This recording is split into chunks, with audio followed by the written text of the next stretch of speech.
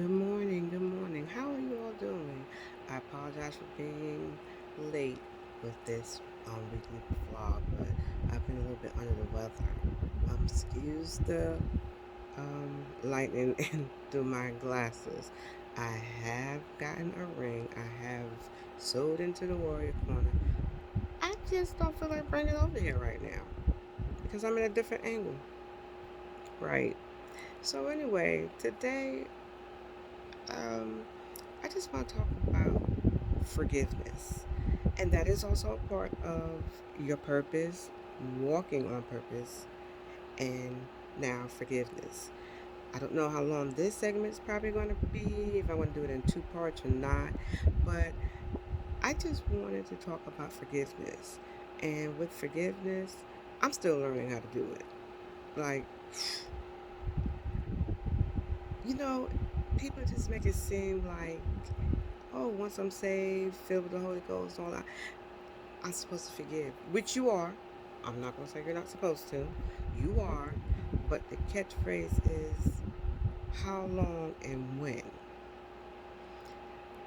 And personally, for me, forgiving is not something where um, you sit there and say, yeah, I forgive that person, or I no longer hold a grudge, but then in the process, you still either hold a grudge or you feel that because you blocked it out of your mind subconsciously, you think you did, it's still back there dangling, and it's still in your heart behind that closed door where you feel you don't want God to go open, and that's the part that He wants to go in.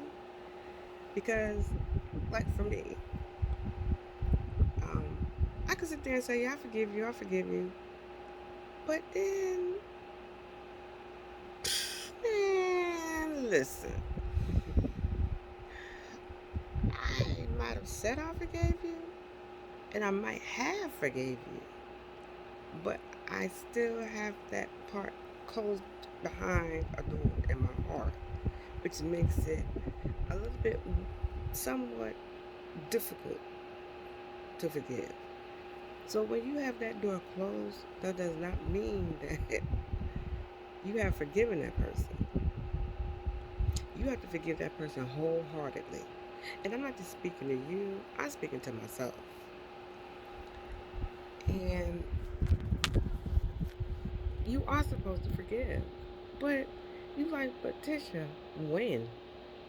How long? The Bible says we're supposed to forgive. Did it give us a time frame? No, I'm not gonna say and say hold it, because if you're holding it, then that's a grudge. I need to know the difference between a grudge and forgiveness. Now, once again with me, I can hold some grudges. I've gotten better. I've gotten better. But I used to hold some grudges.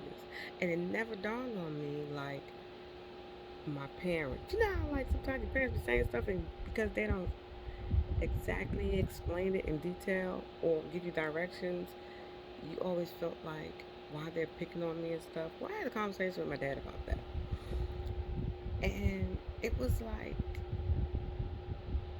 somebody did me wrong or whatever. Oh, you gotta learn to forgive. Yeah, I get that. But why is it that you're always telling me to forgive? Like, do you not hear, see, or acknowledge what I'm telling you they've done to me? Right. But our parents knew their children, so my parents knew me.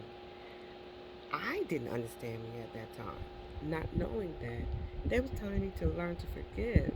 They didn't say I had to do it right then and there, but they was telling me to learn to forgive because they didn't want me to hold a grudge. But had they explained it a little bit more in detail, I think I would have got it, and I have wasted so many years. Like, oh, that's what you meant. So I'm still growing in this. And while I'm sitting here motivating and encouraging you, I'm sitting here motivating and encouraging myself. But in the process of learning to forgive, you gotta learn to forgive yourself. Yeah, I know we sit here and say, oh, we forgave ourselves, oh, I forgave myself. No, you didn't. Because if you forgave yourself, once you ask the Lord to forgive you, you would not be sitting here.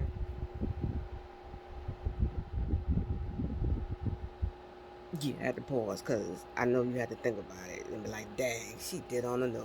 She talking to me. I ain't talking to you. I'm really speaking about myself. Because once you ask the Lord to forgive you and you forgive yourself, you truly forgive yourself. When something hits you again that might have hurt you or made you feel some type of way about yourself in the past, yeah, you know I'm going with this.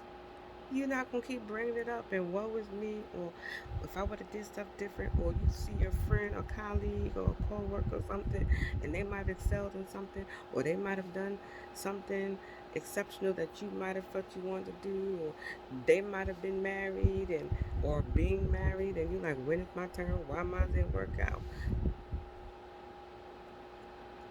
Yeah, that's part of forgiving yourself. You have to forgive yourself along this path of purpose so that you continue to walk on purpose. Because if not, the devil's going to use that distraction of unforgiveness that you have toward yourself, toward others, just block you from reaching your blessing of your full potential of walking on purpose and knowing your worth. Then you're going to start doing stuff like making alter egos. I got one for you. I know me and my family talk about it all the time, but like real talk.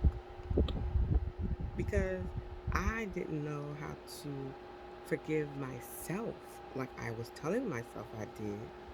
And I was closing that door that I did not want God to go in because I only wanted Him to see the clean parts. And He's like, I want to see that part over there. I want to go to that door. And I'm like, man, nah. But that's the part he needs to work on to get you to the place where he needs you to be to elevate you to the next level so you can find the purpose that he's already implanted and instilled in you. Walk in it and learn to forgive yourself and others. But let me go back and tell you about the alter ego that you might have created. Once again, I'll take myself for example. Everybody knows that my name is Ruby. My middle name is Leticia. So y'all probably say, so where did Tisha come from? That's my nickname. But only those who are real close to me and close to my family and know me knows Tisha. So what they get is Tisha, the all around funny, crazy, face expression making type person that I'm just type like what Kevin Hart said, I'm gonna laugh at my pain. So when I'm laughing, because sometimes I'm in pain, that's just how I deal with it. But then there's also that Tisha that like the protector of her family, her siblings. I don't know where that came from.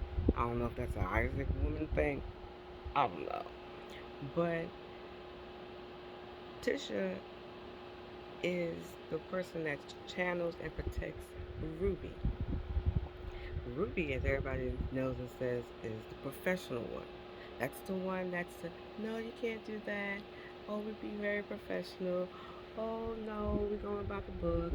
Oh, we have this leader. We're going to establish that. But I've always kept Tisha in the back burner. But then when Tisha seen or felt that someone was getting Ruby upset and Ruby wouldn't respond the way that Tisha would, Tisha would say, Ruby, you better handle it before I come out. That's when you create the alter ego, my friends. And me creating the alter ego of Tisha was because everybody made it appear that like Tisha was the bad person, so I had to hide Tisha. Yeah, I'm speaking truth. And then I had to realize that Ruby and Tisha are one. But guess what? I didn't realize that until maybe a year and a half ago. And the thing about it is, I created Tisha to the point that I was telling people, yo, y'all don't want to get Tisha to get mad because I am not held accountable for what Tisha does or says. Now I'm held accountable for what Ruby says.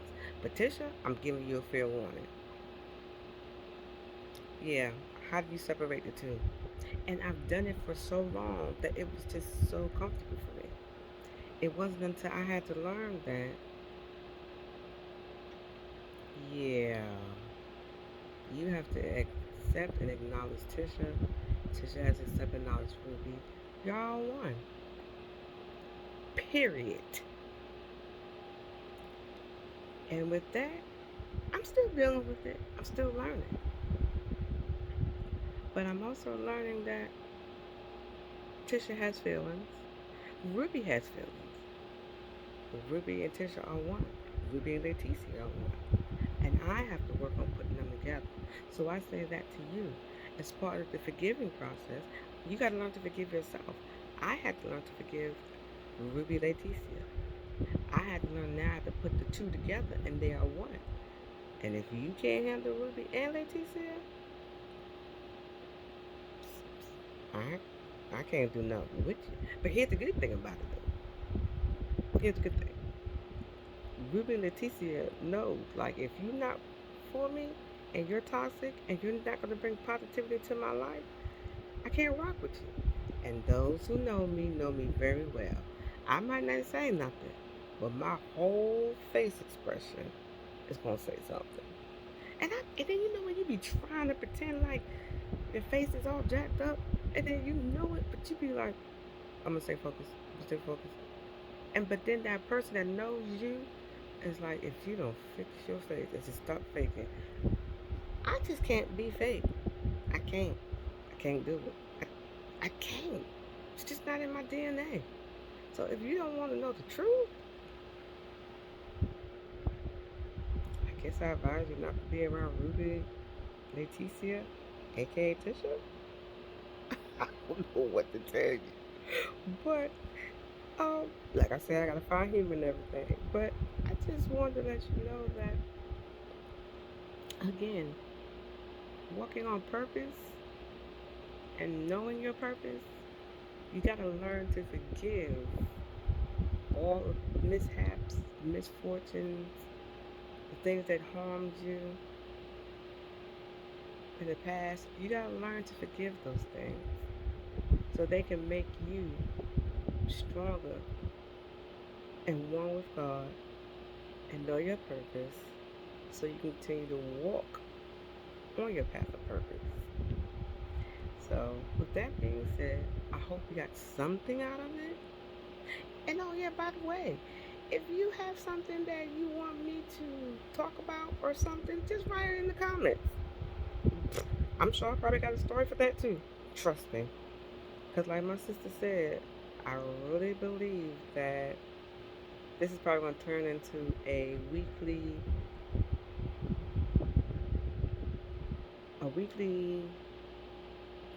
personal blog to help you guys. Because, like I said, I got some stories for you. I got some stories. I got some ideas. I got things probably. I ain't never think I would do this because I ain't never think I was going to do this. I didn't. But yeah, right? It drop down a comment what you feel you want to talk about. And we could probably touch on the topics. I thought about even doing a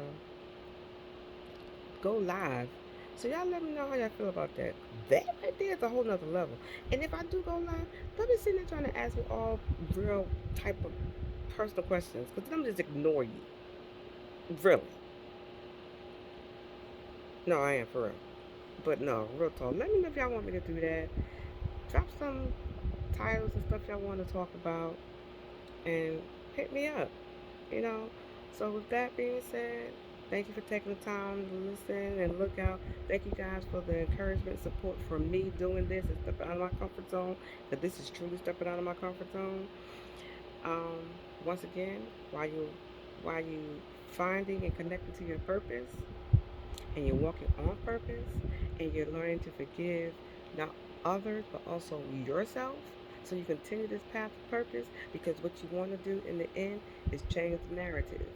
We breaking yokes, we breaking cycles, we doing things different.